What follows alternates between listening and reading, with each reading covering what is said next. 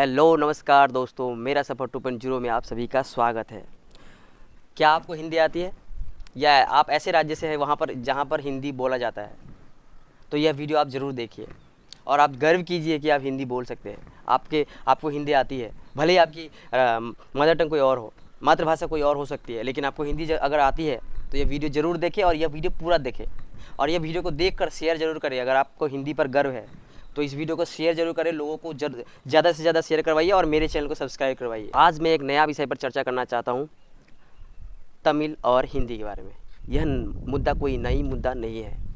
तमिलनाडु सरकार हिंदी को अपनी शिक्षा नीति से क्यों हटाना चाहती है, इसका क्या कारण है, इसी के बारे में हम लोग आज चर्चा करेंगे। तो यह मुद्दा कोई नई मुद्दा नहीं है, यह मुद्दा बहुत ही पुराना मुद्दा है और इसके लिए 1937 में ही आंदोलन शुरू हो गया था। उसके बाद 1965 में बहुत बड़ा आंदोलन हुआ और बहुत लोगों ने हिंदी के खिलाफ यहाँ पर पुतला जलाया, बहुत सारे आंदोलन किया कि हम हिंदी को नहीं स्वीकार नहीं करेंगे, हिंदी को हम कभी भी स्वीकार नहीं करेंगे, क्योंकि हिंदी हमारा भाषा नहीं है। हम क्यों सुने, हम क्यों सीखे हिंदी को, वो हमारा भाषा ही नहीं है। यहाँ के लोग जो मानते हैं, उनको लगता है कि तमिलनाडु जो है वो भारत का भिन्न हिस्सा नहीं है। उनको लगता है कि भारत का हिस्सा नहीं है, तमिलनाडु अलग हिस्सा है और नॉर्थ इंडिया अलग हिस्सा है। इस वजह से यह लोग हिंदी को सीखने या हिंदी को शिक्षा नीति में लागू करने के खिलाफ है। तमिलनाडु सरकार अभी भी हिंदी को एक भाषा के तौर पर नहीं मानते हैं। यहाँ के लोग समझते हैं कि हमारा भाषा तमिल है और हमारा दूसरी भाषा जो है वह इंग्लिश है। तो सोचिए, अंग्रेज़ों को दिए हुए भाषा पे यह लोग कायम है, वह इनको सीखने के लिए कोई प्रॉब्लम नहीं हो रहा है, लेकिन हिंदी को सीखने के लिए इनको प्रॉब्लम है। इनको लगता है कि अगर हम हिंदी सीख लेंगे तो हम फिर नॉर्थ इंडियन हो जाएंगे। इतनी नफ़रत आखिर क्यों? हिंदी वालों के लिए इतनी नफ़रत आखिर क्यों? बिना हिंदी के तो इनका कुछ चलने वाला नहीं है। जहाँ तक मैं जानता हूँ, जहाँ तक सभी जानते हैं, नॉर्थ इंडियन के ही ऊपर ही यहाँ के लोग डिपेंडेंट है हर चीज़ में, चाहे साउथ इंडियन मूवी को ले लो या किसी और चीज़ को। अगर तमिल मूवीज़ या जो भी साउथ इंडियन मूवी आती है, अगर उसे हिंदी में डब करके ना दिखाया जाए तो क्या आपको लगता है कि यहाँ का इंडस्ट्री, जो फिल्म इंडस्ट्री है, वह इतना सुपर डुपर हिट होता? कतई नहीं। जितनी साउथ इंडियन मूवी है ना, जितना यहाँ के लोग देखते हैं ना, उससे कई हज़ार गुना ज़्यादा नॉर्थ इंडियन लोग देखते हैं यहाँ की मूवी। लेकिन जो साउथ इंडियन मूवी होती है उसमें स्टोरीज़ बहुत अच्छी होती है, कहानियाँ बहुत अच्छी होती है। इस वजह से हिंदी वाले लोग या जो भी नॉर्थ इंडियन लोग हैं वह साउथ इंडियन मूवी ही देखते हैं ज़्यादातर, बॉलीवुड मूवी कोई नहीं देखते हैं। तो अगर यहाँ के लोग, यहाँ के एक्टर्स या यहाँ के जो फिल्म इंडस्ट्री है साउथ इंडिया के या तमिल या जो भी तेलुगु कुछ भी, वह अगर हिंदी में अगर अपना डबिंग मूवी अगर रिलीज़ ना करे तो क्या आपको लगता है कि यहाँ के लोग या यहाँ की फिल्म इतनी हिट होगी? मैं लिख के दे सकता हूँ कि ऐसा यहाँ की मूवी या यहाँ की कोई भी चीज़ हिट नहीं हो सकती। सब चीज़ निर्भर करता है नॉर्थ इंडिया पर ही।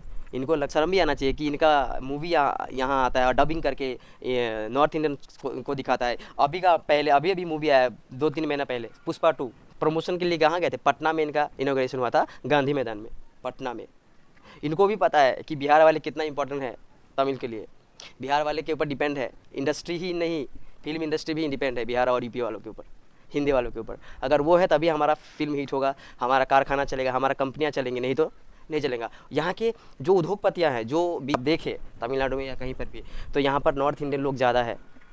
हर काम, हर फैक्ट्री, हर इंडस्ट्री हमारे ऊपर ही, मतलब हम नॉर्थ इंडियन के ऊपर ही डिपेंड करता है। अगर यहाँ के सारे लेबर, यहाँ के सारे कर्मचारी अगर यहाँ से छोड़ कर चले जाए तो यहाँ का जो भी इंडस्ट्री है, जो भी कारखाना है, जो भी कंपनियां हैं, जो भी चीज़ है, हर चीज़ बंद हो जाएगी, क्योंकि यहाँ के लोग उतने काम नहीं कर सकते जितना नॉर्थ इंडियन कर सकते हैं। ये बहुत बड़ी मुद्दा है और ये आपको मानना पड़ेगा।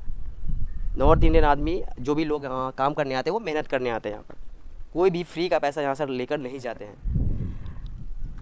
अगर शिक्षा नीति जो है यहाँ के, जो भी यहाँ पर NEP आया है, नया न्यू एजुकेशन पॉलिसी जो है, उसमें हिंदी भी एक थर्ड लैंग्वेज के तहत पे मानना जाना चाहिए, जो कि हर स्टेट में है। हिंदी एक थर्ड लैंग्वेज है। हर स्टेट में एक मदर टंग होता है, मातृभाषा होता है, उसके बाद सेकंड में इंग्लिश होता है, थर्ड में हिंदी होती है, ताकि हिंदी अगर कोई सीख ले तो ऑल इंडिया उनको कहीं प्रॉब्लम नहीं आने वाली। लेकिन यहाँ के लोग को लगता है कि हिंदी हमारे ऊपर थोपा जा रहा है। तो यह बहुत बड़ी मुद्दा है और हम जो भी हिंदी बोलने वाले लोग हैं, उनके लिए बहुत बड़ी गर्व की बात है कि हम सब हिंदी जानते हैं और हम हर जगह हिंदी को बोल सकते हैं। अगर हम हिंदी नहीं जानते तो हम भारत में एक जगह से दूसरी जगह किन्हीं से बात करेंगे तो उनका भाषा हमें नहीं आएगा। हिंदी क्यों है? हिंदी किसी के ऊपर थोपा नहीं जा रहा है। हिंदी कतई किसी के ऊपर बोझ नहीं होना चाहिए, लेकिन यहाँ के लोग समझते हैं कि हिंदी बोझ है, हमारे ऊपर थोपा जा रहा है। और इसी वजह से यहाँ की सरकार जो है वो न्यू एजुकेशन पॉलिसी को स्वीकार नहीं कर रही, वो अभी भी हिंदी को गाली के रूप में देख रही है और अभी भी उसको एक्सेप्ट नहीं कर रही है। बहुत बड़ी मुद्दा है, इसके बारे में हमें चर्चा जरूर करनी चाहिए। एज ए हिंदी टीचर मुझे हिंदी पर बहुत गर्व है। क्यों गर्व है? इसलिए नहीं कि मैं हिंदी बोल सकता हूँ, मुझे हिंदी आती है, ऐसा नहीं। हिंदी एक ऐसी भाषा है जो एक सिर्फ भारत में नहीं चलती है, सिर्फ भारत में ही लागू नहीं होती हिंदी। नेपाल में भी हिंदी चलता है, अफगानिस्तान में भी हिंदी चलता है, पाकिस्तान में भी हिंदी चलता है, दुबई में भी हिंदी चलता है। हाँ, जितने भी अरब कंट्रीज़ है उसमें हिंदी जो है ना मेन भाषा है। हिंदी एक छोटी मोटी भाषा नहीं है जो सिर्फ नॉर्थ इंडियन लोग ही सिर्फ जानते हैं और बाकी साउथ इंडियन को लगता है कि हिंदी सिर्फ नॉर्थ इंडियन की भाषा है। नहीं, यह इंटरनेशनल भाषा है। विदेशों में हिंदी बोली जाती है। जो दुबई जो आप जानते हैं ना, दुबई, वो हिंदी पर ही निर्भर करता है। वहाँ पर जाइए, आपको हिंदी के अलावा कोई और भाषा नहीं मिलेगी, उर्दू भी नहीं बोलते वहाँ के लोग, हिंदी पूरा जानते हैं वहाँ के लोग। कितनी गर्व की बात है हिंदी वालों के लिए कि दुबई वाले जैसे देश, हमारा पड़ोसी देश है, वहाँ पर भी हिंदी लोग जानते हैं। और यहाँ के लोग, तमिलनाडु के लोग, उनको यहाँ के लोगों को लगता है कि हिंदी हमारा भाषा हो ही नहीं सकती, हमारे ऊपर तो थोपा जा रहा है। इस तरह का मानसिकता कब तक चलेगी? इतना नफरत हिंदी वालों से क्यों? आखिर क्यों? भाषा को एक माध्यम के रूप में देखा जाना चाहिए, ना कि इसी तरह का मानसिकता जो यहाँ की मानसिकता है। जैसे कि हिंदी को लेकर यहाँ के लोग इतना नफरत करते हैं कि हिंदी हमारा भाषा है, हो ही नहीं सकता, हिंदी वाले अलग होते हैं, वो तो इतने दूर से आते हैं यहाँ पर लूटने के लिए आते हैं, यहाँ से तो लूट कर जा रहे हैं। उनको लगता है कि फ्री में खा के जा रहे हैं, फ्री में पैसा लेके जा रहे हैं, यहाँ पर कुछ करते ही नहीं है। और हिंदी तो इतना नफरत, भाई पहली बार आया मैं साउथ इंडिया में, मैं तमिलनाडु में हूँ अभी, और यहाँ पर मैं हिंदी टीचर भी हूँ। उसके लिए तो मुझे बहुत गर्व है। और मुझे इस बात का भी बहुत गर्व है कि मेरा स्कूल जो है, जो हमारे स्कूल है वो इंटरनेशनल स्कूल है, वहाँ पर हिंदी थर्ड लैंग्वेज में ही पढ़ाया जाता है। क्लास 1 से 10th 12th तक है हिंदी, और ये भी ऑप्शनल है। 9 के बाद ऑप्शनल हो गया है, उस 9 तक एक कंपलसरी है। तो इसके लिए भी मुझे बहुत गर्व है कि मैं हिंदी टीचर हूँ यहाँ पर। और मेरे स्कूल पर भी मुझे गर्व है कि यहाँ पर कम से कम स्कूल में जो CBSE स्कूल है वो हिंदी को अपना थर्ड लैंग्वेज में इम्प्लीमेंट करके चला रहे हैं और बच्चे सीख रहे हैं। लेकिन यहाँ के बच्चे हिंदी नहीं जानते, वाकई में नहीं जानते। क्यों नहीं जानते? उनका कारण यही है क्योंकि ये अभी का मामला नहीं है, ये मामला बहुत 100 साल पहले से चला आ रहा है। इस वजह से हम यहाँ के लोग हिंदी नहीं जानते। वो एक अलग विषय है, उसमें एज ए टीचर मुझे पता है यहाँ के बच्चे क्यों नहीं जानते, क्योंकि उनके पेरेंट्स नहीं जानते। सीधी बात है, उनके पेरेंट्स या उनके जो आने वाले लोग हैं वो हिंदी कभी सीखे ही नहीं। इसी वजह से नहीं, कि मानसिकता की वजह से नहीं सीख पाया कि हम क्यों सीखे, हमारे लिए वो हमारा भाषा है ही नहीं, हम क्यों सीखे। ये भाषा को एक माध्यम के रूप में देखा जाना चाहिए, ना कि यह आरोप लगाना चाहिए कि यह एक भाषा हमारे ऊपर थोपा जा रहा है। ऐसा कतई नहीं करना चाहिए। हमारा भाषा भी अलग है, हम भी मैथिली जानते हैं, भोजपुरी जानते हैं, ठीक है, असमीज जानते हैं। बंगाली, तमिलनाडु में भी आया हूँ तो थोड़ा बहुत इक्का दुक्का समझ लेता हूँ, बोल लेता हूँ, मतलब सीख रहा हूँ अभी भी।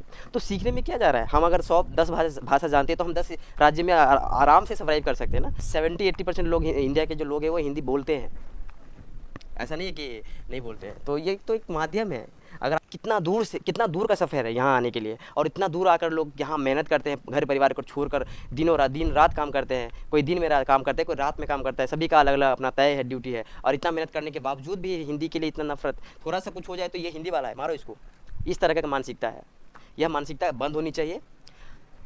और नई शिक्षा नीति के अनुसार थर्ड लैंग्वेज को हिंदी में माना जाना चाहिए, ऐसा मेरा मानना है। ऐसा मेरा मानना इसलिए है क्योंकि मैं हिंदी टीचर हूँ, और एज ए टीचर मैं जब पढ़ाता हूँ यहाँ के बच्चे को, तो मुझे कहीं ना कहीं इनका जो कमजोरी है ना वो मैं पकड़ लिया हूँ कि इनको क ख तक नहीं आते, लेकिन वो क्लास 8-9 में है। इनको बेसिक सिखाना ज़रूरी है। ये बेसिक सीख लेंगे तो ये बोलना भी सीख लेंगे। और कुछ बच्चे ऐसे हैं कि बोल लेते हैं क्योंकि उनके पेरेंट्स दिल्ली से है, किसी का मुंबई से है, किसी का गुजरात से है, किसी का राजस्थान से है, पेरेंट्स है, तो वो घर में बोलते हैं, तो इस वजह से वो बोल लेते हैं। लेकिन 60-70% बच्चे को हिंदी बिल्कुल ही नहीं आता। आप लोगों के इसके बारे में क्या राय है, कमेंट में ज़रूर लिखिएगा। अगर आप भी चाहते हैं कि हिंदी को आगे बढ़ाना चाहिए, हिंदी को एक भाषा के तौर पर रखना चाहिए, थर्ड लैंग्वेज के तौर पर, तो आप इस वीडियो को जितना हो सके इस वीडियो को शेयर कीजिए, लाइक ज़रूर कीजिए, और मेरा चैनल को सब्सक्राइब जरूर कीजिए। और जो भी हिंदी वाले लोग हैं, जो भी नॉर्थ इंडियन वाले लोग हैं, प्लीज़ इस वीडियो को शेयर जरूर कीजिए, और अपने साथियों को, अपने फ्रेंड्स को, अपने परिवार को जरूर दिखाइए कि यहाँ क्या मामला चल रहा है। तब तक के लिए नमस्कार। मेरा वीडियो देखने के लिए धन्यवाद। और मेरा